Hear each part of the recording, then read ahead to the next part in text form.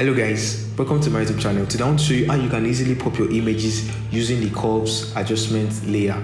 So you're going to click on the curves adjustment layer, and then you're going to change the blending mode to screen, and then you're going to right click on the curves adjustment layer and click on blending options.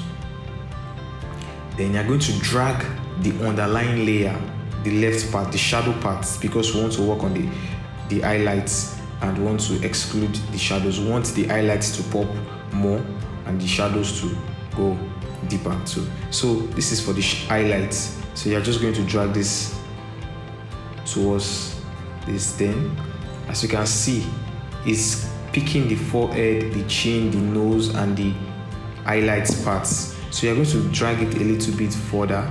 This is nice. Then you're going to alt click to split it. Then you're going to drag it till you find what suits you.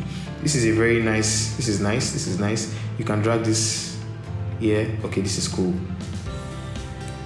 So we went from this to this using the curve adjustment layer. Very quick and easy. So if you don't want the adjustment to be showing on all the images, you can just use your layer mask to claim the parts that you don't want to show. So the foreground is on black, so I'm just going to paint over the part that I don't want to show, and then we are good. If you don't want the dress, you can always just eradicate the dress out of the stuff and always focus on the skin.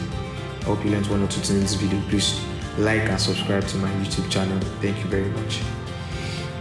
Boom.